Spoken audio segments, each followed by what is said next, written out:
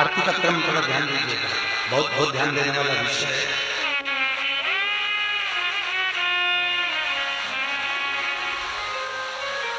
कभी मौका लग जाए, सारी दुनिया के लोग तुमसे कह रहे हैं तेरे घर में पितृदोष, 1 रुपए कमाते हो 1.25 रुपए खर्च होता है, मानसिक टेंशन बना रहता है। घर में एक व्यक्ति बीमार है, ठीक हुआ, दूसरा बीमार पड़ गया, दूसरा ठीक हुआ, तीसरा बीमार पड़ गया, तीसरा ठीक हुआ, चौथा बीमार पड़ गया। मतलब कहीं ना कहीं पितृ का भाव, पितृदोष का भाव है। किसी ने कहा तुमसे कि तेरे यहाँ पितृदोष है, तूने ब्राह्मण को भोजन करा दिया, पिंडदान करा दिया, तर्पण करा दिया, तिलांजलि करा दी, गया जी का श्राद्ध कर दिया, हरिद्वार चली गई, वहां पिंडदान करवा दिया, ब्राह्मण भोज करवा दिया, तिथि पर भोजन करवा दिया, सब कुछ करवा के देते। अब एक काम और करके दे, एक काम और करके देख लो।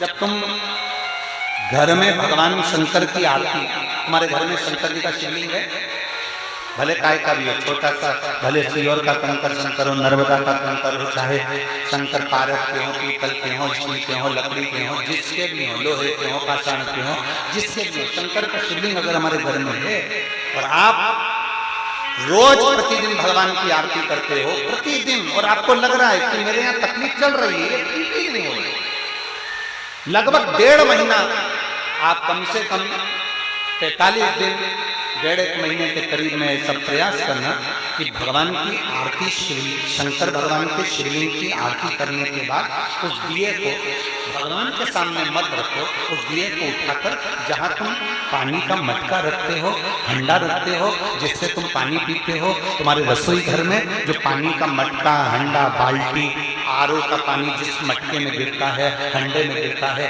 जिसको हमारे यहाँ पितरों का स्थान करते हैं, उस स्थान पर, उस मटके के पास में, हंडे के पास में, उस बाल्टी के पास में, जहाँ रसोई घर में पानी रखते हो, उस रसोई घर में पानी जहाँ रखते हो, उसके पास में उस दिए को भगवान के सामने नहीं रखना। आरती उतारने के बाद उस दिए को ले जाकर सीधे हंडे के पास में, उस हंडे के पास में, मटके के पास में उसको रखो। केवल 1.5 महीना कर कर देखना। 1.5 महीने के बाद तुम्हें मालूम पड़ेगा कि हम वापिस उन्नति की सीढ़ी पर चढ़ना प्रारंभ करती है, हमें फल मिलना है। अब तुम्हें ना कहीं जाना है, ना कहीं आना है, ना कोई खर्चा है। खर्चा है क्या? ईमानदारी से बोलो, कोई तुम्हारा लाखों का रुपया लग गया क्या? रोज आरती करते हो रोज आरती। बस आरती का नियम बना लो कि हमको पितृदोष किसी ने बोला है, हमारे घर में अशांति है, पितृदोष है, कोई कह रहा है कि तुम्हारे घर में पितृदोष है, हमने सब कुछ करके देख लिया। अब हमें ये करना है कि महादेव की आरती जब होती है तो उसी ज्योत का दर्शन करने पर 1000 कपिला गाय के दान का पुण्य मिलता है। तो ये पुण्य हम हमारे पितरों को देते हैं, जिससे उनकी मुक्ति हो जाए और हमें आशीर्वाद प्राप्त। उस दिए को नीचे नहीं रखना, आरती उतारने के बाद आरती पूरी हो जाए तब उस दिए को ले जाकर उसको रखें और उस स्थान पर रखें जहाँ पितरों का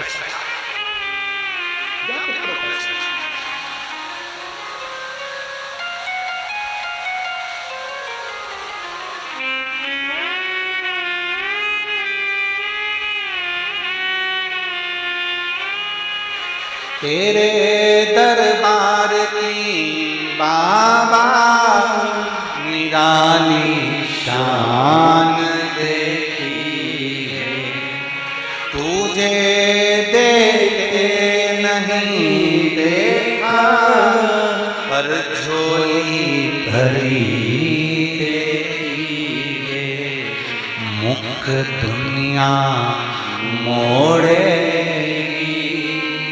बाबा तू खड़ा मेरी लगी परी बाबा तू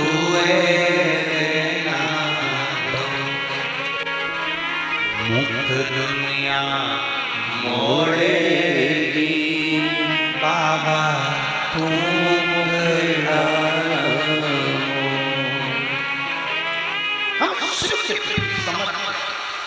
एक दीप भी हमको फल दे जाए।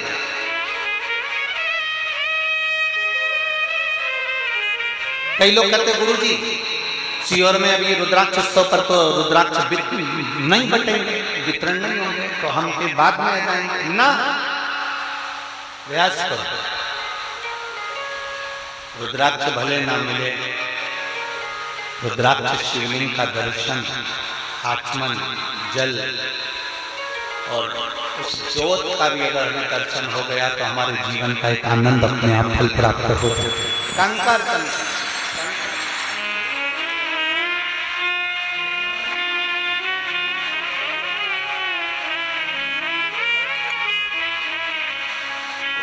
एक बैठी है यहाँ, मोना दिल्ली से आई है, 30 वर्ष उनकी आयु है, कहीं बैठी हो तो हाथ हिला सकती है। मेरा नाम मोना है, मैं दिल्ली से आई हूँ, कहीं बैठी है। अच्छा इधर श्री शिवाय नमस्ते बेटा।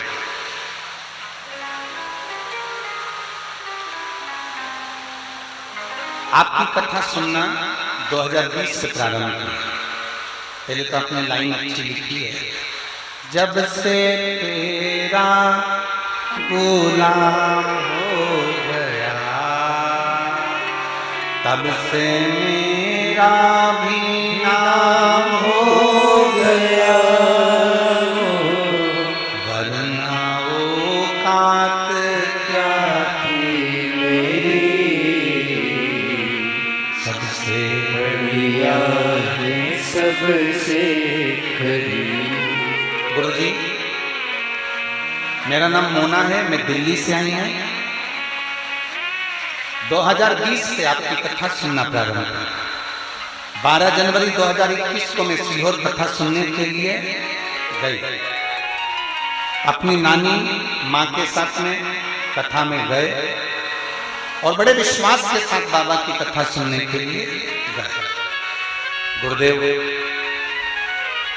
जिस होटल में हम ठहरे थे सीहोर की, उस होटल के मैनेजर ने, मालिक ने हमसे कहा कि तुम कुबरेश्वर धाम मत जाओ, वहाँ पर बहुत भीड़ है, वहाँ मत जाइए और वहाँ लोग वापिस आ रहे हैं और तुम वहाँ जा रहे हो।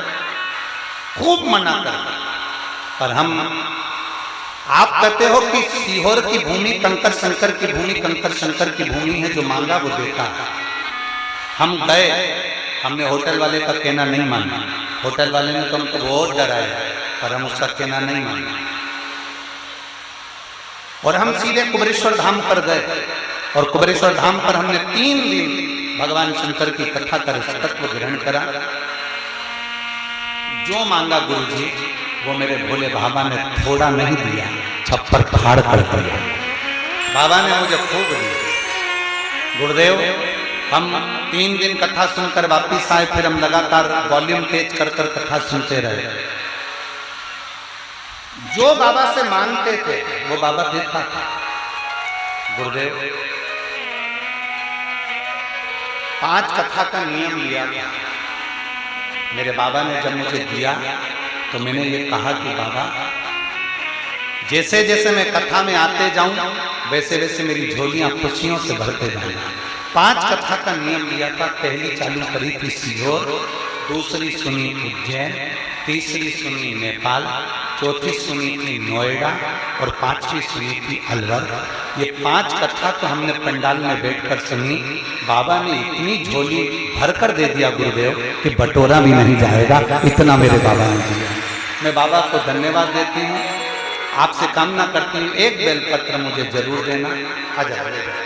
शिव तत्व शंभु को बड़ी है, वो त्रिकालदर्शी, वो कैलाशी अविनाशी है। मैं गोपाल अंकल को, गोविंद अंकल को धन्यवाद देती हूँ।